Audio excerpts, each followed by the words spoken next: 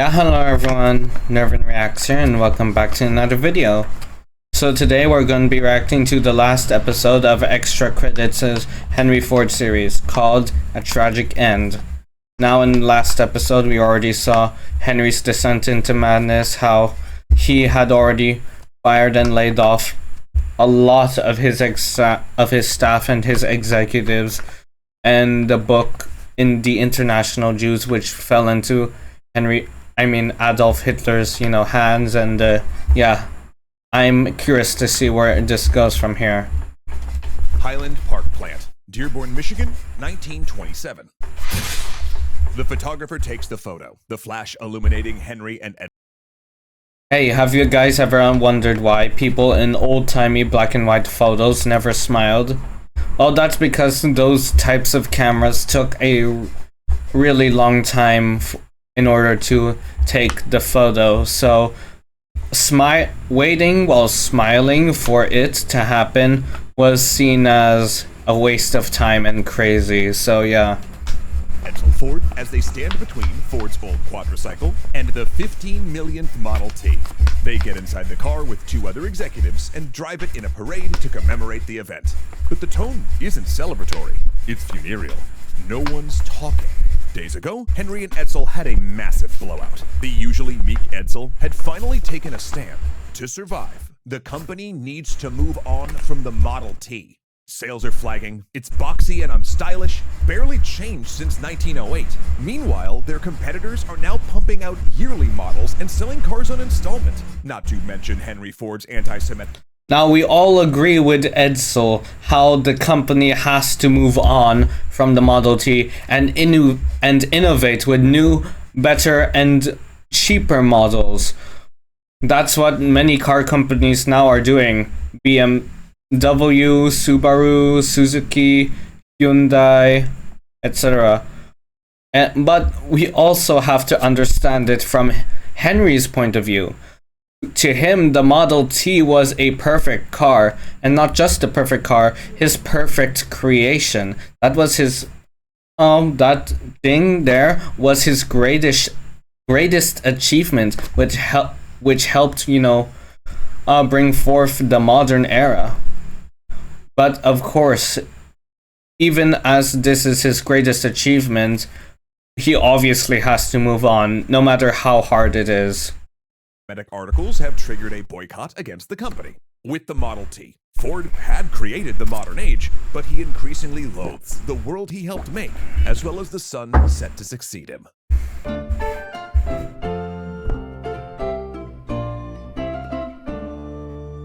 Today's story of the tragic end of an American icon is made possible by, you get it. Its first new in 1927, the Ford Motor Company released their new Model A, its first new car since the Model T. Henry Ford contributed the engine work, while Edsel took care of the body, giving it a classic silhouette and modern styling. It also came in a variety of colors and... Yeah, we often see this car in old timey movies, like, for example, that one Spanish movie on Netflix called Gun City. Honestly, it's a great movie. You should watch it. Spain has really, really underrated shows and movies. You should definitely watch it. And yeah, we often see these types of cars in movies that take place in 1920s, 30s, etc. Call them old-fashioned, but these are really classic vintage cars. I like the look. Body styles, and was the first vehicle with a safety glass windshield. But not only the car was different, the company that had produced it had changed significantly, and so had Henry Ford. By this time, he'd forced out so many executives that only a few, Sorensen among them, were left from those early days. Ford was isolated, increasingly stubborn, and prone to lash out, and his favorite target for this ire was tragically his own son, Edsel. Now, everybody at the plant loved Edsel. He was quiet, a team player, fair-minded, and generally kind. And while he didn't have his father's engineering ability, he did love automobiles. He knew the company inside and out. Now, and had a good eye for what modern consumers wanted. But his... Sorry, but what I was trying to say before I accidentally cut it off was, now this just goes to prove a point that when you're already in a good career, you don't have to be as perfect and good as your predecessor or maybe your seniors and stuff like that. But instead, you have to have the competent, stuff in order to at least keep the company on its heels. Like extra credit said before, Edsel may not have his dad's engineering prowess, but he did knew the company in and out and was a really competent leader. His high-class education had also alienated him further from his father. He hung around with the sons of the rich in Grosse Pointe, which his father hated. He smoked and drank alcohol to his father. Now I agree with Henry getting mad at him for smoking, but if he's only drinking moderately and, and it doesn't interfere with work and stuff like that, I'm okay to look the other way. But if it does interfere with stuff like work and he's drinking it every day, then yeah, that's when I would get mad. Edsel came to represent all of the things about the modern age that he hated. The easy morality, the short skirts, the cocktail parties and theater. Though Ford had handed the presidency to Edsel in 1919, in reality, the father was still calling all the shots. He berated and undercut Edsel in front of the board, verbally abused him, and when he was away, broke into his house to smash his liquor bottles with a cane. When Edsel started digging a foundation for a new building without Henry's approval, Ford ordered the work to stop and the hole to never be filled in, so Edsel had to drive by it every day on his way to work. Wow. Just wow. Not only did he stop the construction, which probably cost so much time and money, but he also ordered that the hole they didn't get filled up. So it will serve as a reminder, not to his son, that if he wants to do something, he has to get his dad's approval. Wow. I agree with, asking, does your superior's permission when doing something as big as that. But that's just, that's just cold, man. Once, when Edsel started tinkering with a new engine, Ford invited him to see a new conveyor-fed scrapping machine at the plant. Oh no. I already know too well what's gonna happen. He's gonna force Edsel to watch his engine get destroyed. To Edsel's horror, the first item fed into that scrapper was his new engine. Part of this was an attempt to provoke Edsel, to try to bring out the hard-edged anger Ford was so famous for, because he perceived his son as a weakling and wanted to toughen him. Instead, it just beat Edsel down. But Ford, for his part, could not find peace at the plant anymore either. He'd fought hard and broken relationships in order to build the massive River Rouge plant, only to find he hated being there. Highland Park was manageable, but the Rouge was a 900-acre city. The noise, the heat, the constant movement was intolerable for him. Increasingly, Ford withdrew to his other great project, Greenfield Village. Spending millions, Ford had not only reconstructed the home of his youth, but bought and relocated to it buildings of historic or architectural value from across the United States. He had a Museum of American... Well, when many people may say that this may be stupid or a waste of money and time, but if you didn't know, Samsung has something similar to this. They have an entire city, which they call Samsung City. It's actually real, look it up on the news or the internet or whatever. There you'll find buildings and houses with Samsung devices, etc., etc. The workers there and the people who live there are employees of Samsung or use Samsung devices, etc., etc. So, yeah. It's not, I don't really see this as silly. Technology, and managed to find and purchase not only all of his old race cars, but the first Westinghouse steam engine he ever worked. There he immersed himself in an illusion of his childhood version of America, the one he'd helped kill. He did farm work, which he'd always avoided as a child, and also got strange ideas. If you've always avoided it as a child, why would you want to do it? Especially in your elderly age.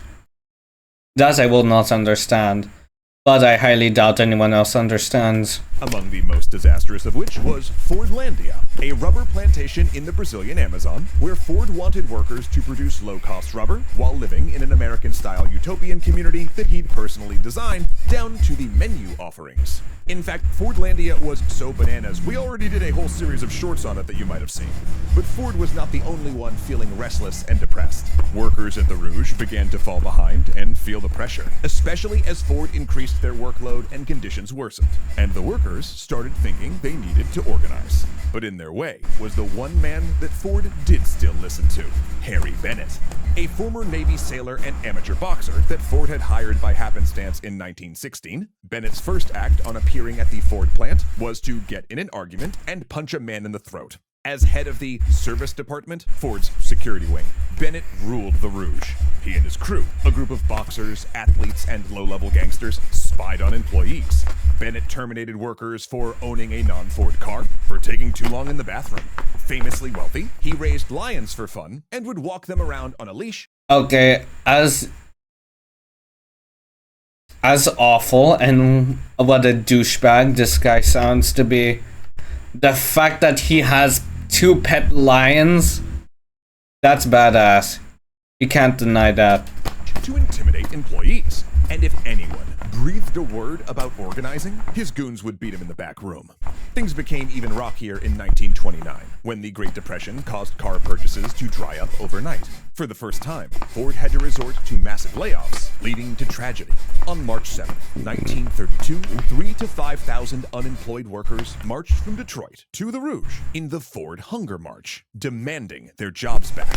The marchers persevered through police tear gas and batons, then against fire hoses. But finally, police and Ford security opened up with firearms. Not just sidearms, mind you, but machine guns. Harry Bennett ran his car close to the retreating crowd, firing a revolver out his window. 5 workers died. Wow. So many historical parallels and similarities. And 60 were injured. 5 years later, when United Auto Workers members were handing out leaflets protesting wages and conditions at the Rouge, Ford security jumped them and beat them in front of reporters' cameras. The incident looked bad for Ford and helped force him to the negotiating table, officially signing a consent. Yep, when you're famous, or even when you're not famous, the last thing you want is a public scandal that gets on the press. And nowadays, what you definitely don't want is a scandal on the internet. To organize his factory in 1935. Ford's name also continued to taint the brand. Adolf Hitler had admired Ford's writing on Jews, kept a life-size portrait of Ford in his office, and personally name-checked him in Mein Kampf. Ford had indirectly... Really? Wow. And I'm not praising Hitler for, but I'm surprised that Henry Ford's name was in Mein Kampf. Helped Germany rearm as well, hosting delegations from Germany and the Soviet Union, where he and other car manufacturers like GM freely shared the principles of mass production. Overseas, Ford plants further embedded these lessons. And it was for this, more than anything else, that in 1938, the Nazi state awarded Ford the Grand Cross of the German Eagle, the highest award that could be bestowed upon a foreigner, and Ford happily accepted. This was... Okay, now that definitely caused his reputation with the American public to plummet. Not the behavior America wanted to see, particularly after 1941, when Ford was given government contracts to make Sherman tanks, B-24 bombers, and Jeeps for the American war effort. Ironically, Ford Motor Company's German branch, now severed from its American parent company, was simultaneously using slave labor to make war machines for the Third Reich. Ford's family issues deteriorated. Another company similar to the Henry Ford in terms of, the Third Reich and stuff. When Coca-Cola started its German branch, then the Nazis took over, so obviously the German branch was cut off from its parent American company, and thus their supply of Coca-Cola was cut off.